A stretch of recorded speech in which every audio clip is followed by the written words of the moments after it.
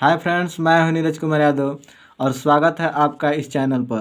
तो देखिए, आज हम लोग क्लास 12 के पुरूरवा चैप्टर को शुरू करते हैं। पुरूरवा में है कि पुरूरवा एक राजा हैं जो दुखी बैठे हुए हैं, तो उनसे उर्वशी बात करती है। उसी के बारे में इसमें दिया गया है, पढ़ लेते हैं क्या दिया है। उर्वशी नामक काव्य के तीसरे अंक से उद्धृत पुरूरवा के कथन में इस सत्य पर आश्चर्य प्रकट किया गया है कि इस सत्य पर आश्चर्य प्रकट किया गया है कि जो मेधावी परम प्रतापी एवं प्रचंड शक्तिशाली पुरुष कठोर से कठोर आघात को भी सहज ही सह लेता है। माने एक ऐसा पुरुष जो कठोर से कठोर आघात माने चोट को भी सह सकता है, वही नारी सौंदर्य एवं प्रेम के आगे, वही पुरुष नारी सौंदर्य और प्रेम के आगे एक कैसा पड़ जाता है, आत्मसमर्पण क्यों कर देता है। सहज आकर्षक छवि और प्रणय की अनुभूति पुरुष की दुर्दंता को पिघलाकर कैसे परिवर्तित कर देती है। इसी के बारे में बताया है कि एक महान राजा जो पुरूरवा है, वह जो बहुत से कठोर आघात को भी सह सकते हैं, वो मात्र एक नारी के सामने कैसे असहाय पड़ गए हैं। इसी के बारे में बताया गया है। तो देखिए, चल शुरू करते हैं।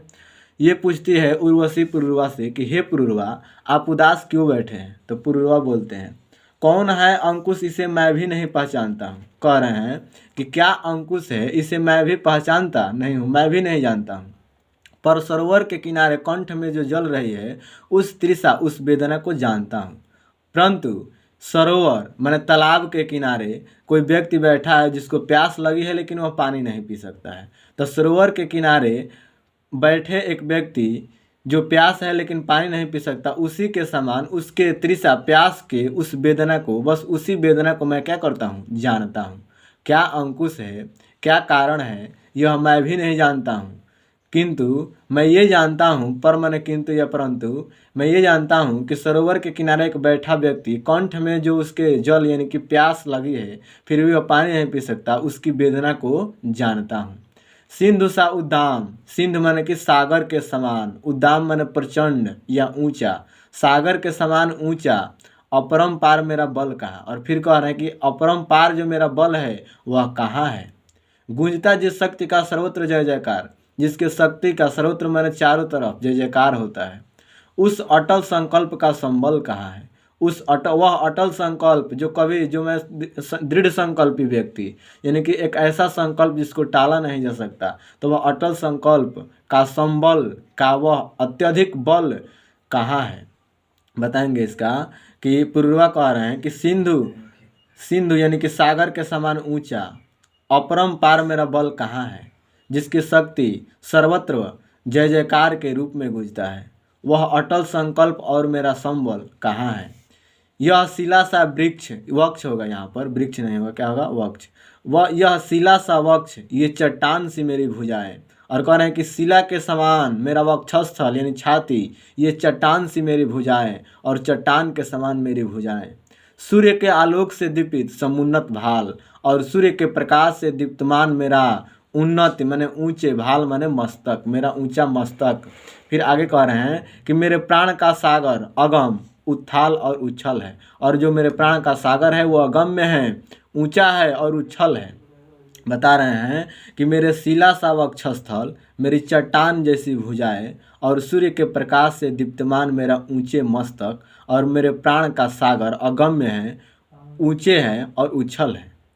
जिसके सामने टिकते नहीं वनराज पर्वत डोलते हैं, जिसके सामने वनराज यानी सिंह भी नहीं टिकते हैं, पर्वत डोलते हैं और पर्वत भी डोलने लगते हैं।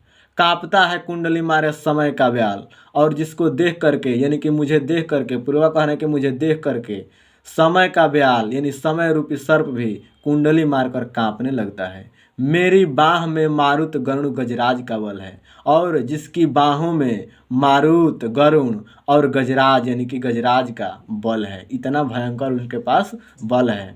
बताएंगे कि मैं वह मनुष्य हूँ जिसके सामने सिंह भी नहीं टिकता है, वनों का राजा सिंह भी नहीं टिकता है, पर्वत भी डोलने लगते हैं, और समय रूपी सांप भी कुंडली मारकर कांपने लगता है, और मेरी बाहों में मारुत गरुड़ और गजराज का बल है।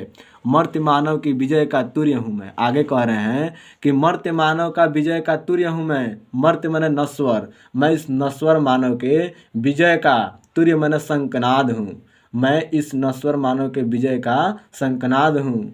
उर्वशी अपने समय का सूर्य हूँ मैं। और उसी से कह रहे हैं कि हे उर्वशी मैं अपने समय का सूर्य हूँ। अंधतम के भाल पर पावक जलाता हूँ और घोर अंधकार, तम माने अंधकार, अंध और घोर अंधकार में के मस्तक पर भी मैं पावक माने कि आग को जलाता हूँ, जला देता हूँ। इसका पूरा बताएंगे कि इस नश्वर मनुष्य की विजय का शंखनाद हूँ मैं। हे उर्वशी मैं अपने समय का सूर्य हूँ, मैं घोर अंधकार के मस्तक पर भी आग जला सकता हूँ। बादलों के शीश पर संयंदन चलाता हूँ, पर न जाने बात क्या है, इंद्र का युद्ध पुरुष जो झेल सकता है। कह रहे हैं कि बादलों के सिर पर संयंदन मैं अपने रथ को चलाता हूँ, परंतु न जाने क्या बात है कि मैं स्त्रियों के सामने असहाय हो जाता हूँ। इंद्र का आयुध, इंद्र का आयुध का मतलब होता है शस्त्र, अस्त्र शस्त्र, यानी कि कह रहे हैं कि इंद्र का शस्त्र अर्थात वज्र, यानी कि इंद्र के वज्र के को भी पुरुष जो झेल सकता है, ऐसा पुरुष जो उसको क्या कर सकता है, झेल सकता है, उतने कठोर वज्र को भी झेल सकता है। बताएंगे कि हे उर्वशी मैं बादलों के सिर पर रथ चलाता हूँ, पर न जाने क्या बात है कि मैं इंद्र के, पर न जाने क्या बात है कि ऐसा मेरे साथ भी हो जाता है और इंद्र के इस कठोर वज्र को भी मैं झेल सकता हूँ। सिंह से बाहें मिला कर खेल सकता हूँ। फिर आगे कह रहे हैं, बताएंगे इसका पूरा, कह रहे हैं क्या कि सिंह से बाहें मिलाकर खेल सकता है, मैं शेरों के साथ हाथ मिला करके खेल सकता हूँ। फूल के आगे वही असहाय हो जाता, लेकिन वही एक फूल के सामने अर्थात फूल समान स्त्री के सामने असहाय हो जाता है। शक्ति के रहते हुए निरुपाय हो जाता है और शक्ति को रहते हुए भी निरुपाय यानी कि उपायहीन हो जाता है।